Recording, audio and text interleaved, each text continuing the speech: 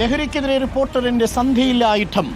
War against drugs. ലഹരിയും വേണ്ട, ലഹളയും വേണ്ട campaign തുടരുകയാണ്. മഹാറാലി നമ്മളിപ്പോൾ മുക്കത്ത് നിന്നും ഇനി ഓമശ്ശേരിക്കുള്ള യാത്രയിലാണ്. ഇതിനിടെ ഒരുപാട് പേര് നമ്മളെ കാണാൻ വേണ്ടി നിൽക്കുന്നുണ്ട്. നമസ്കാരം, വന്നാട്ടെ.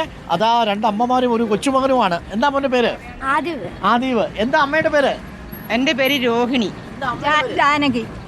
എന്താണ് നമ്മളെ കാണാൻ ആഗ്രഹിച്ചത്? കുട്ടിക്ക് സപ്പോർട്ടായിട്ട് നിൽക്കുന്നുണ്ട്. ലഹരി നിർത്തണം, ലഹള നിർത്തണം. പിന്നെ ഞങ്ങൾ സങ്കടം എന്ന് പറഞ്ഞാൽ ICDS 30 വർഷം അംഗൻവാടിയിൽ വർക്ക് ചെയ്ത് ഇപ്പം ഒരേ നിൽക്കുക. 62 വയസ്സ് കഴിഞ്ഞാൽ ഞങ്ങൾക്ക് ഇന്ന് വരെ ഒരു പെൻഷൻ ഇല്ല. ക്ഷേമനിധിന് 2500 രൂപയാണ് തന്നുകൊണ്ടിരുന്നത്. ക്ഷേമനിധി പെൻഷൻ കിട്ടുന്നുണ്ടോ? 2500 രൂപ തരുന്നത് ഇപ്പൊ 5 മാസത്തോളായി. ഇടയ്ക്കിടയ്ക്ക് ഇല്ലാണ്ട് തീരെ ഇല്ല. പിന്നെ കുടിശ്ശിക കിടക്കുന്നത് ഈ മദ്യത്തിനെതിരെ. വീട്ടിൽ ആരെങ്കിലും മദ്യം ഉപയോഗിക്കുന്നവരുണ്ടായിരുന്നോ? വീടും നാടും നശിച്ചുകൊണ്ടിരിക്കുകയാണ്. കേരളത്തെ രക്ഷിക്കണം. നമ്മുടെ കേരളത്തെ രക്ഷിക്കണം, കുഞ്ഞുങ്ങളെ രക്ഷിക്കണം. കുഞ്ഞുങ്ങളെ രക്ഷിക്കണം. വളർന്നു വരുന്ന തലമുറയെ. കൊച്ചുമകനാണോ? മകളുടെ കുട്ടിയാണ്. എന്താ മോന്റെ പേര്?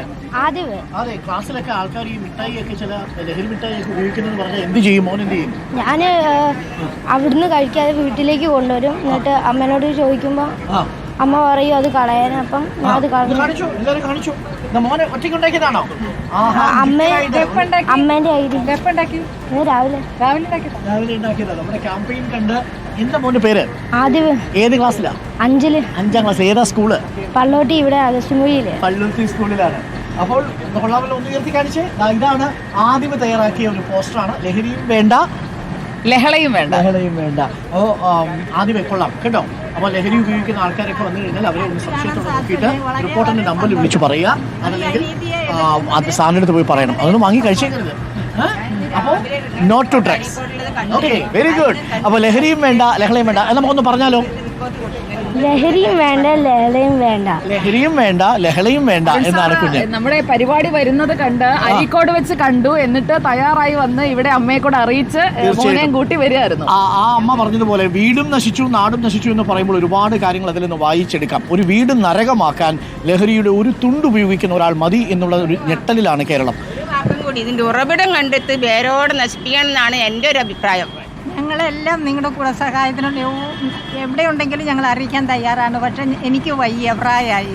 അതുകൊണ്ട് ഇപ്പം അല്ലെങ്കിൽ നിങ്ങളുടെ കൂടെ നടന്നു വരും ഇതിൻ്റെ കൂടെ. ഇതാണ്, ഈ ഊർജ്ജമാണ് യഥാർത്ഥത്തിൽ റിപ്പോർട്ടർ TV പ്രേക്ഷകരിൽ നിന്ന് എടുക്കുന്നത്. Thank you Aadhiv, thank you അമ്മമാരെ. നമ്മൾ എന്തായാലും അവസാന നിമിഷം വരെയും ഇതിനോടൊപ്പം ഉണ്ടാവും. Okay, thank you Aadhiv. വിടുകൻ, ഗംഭീരം. അതിപ്പം അങ്കിളെ തന്നോളൂ. അങ്ങനെ തരുന്നോ?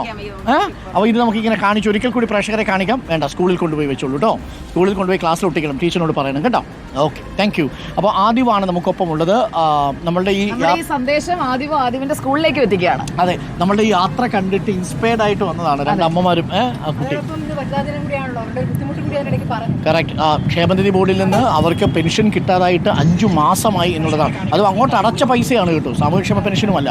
ക്ഷേമനിധി ബോർഡിലേക്ക് അവർ അടച്ച പണം കിട്ടുന്നില്ല. ഇത് ഇവരുടെ കാര്യത്തിൽ മാത്രമല്ല, കെട്ടിട നിർമ്മാണ ക്ഷേമനിധി ബോർഡുമായി ബന്ധപ്പെട്ടും ഒരുപാട് പരാതികൾ ഉയരുന്നുണ്ട് ഈ സാഹചര്യത്തിൽ.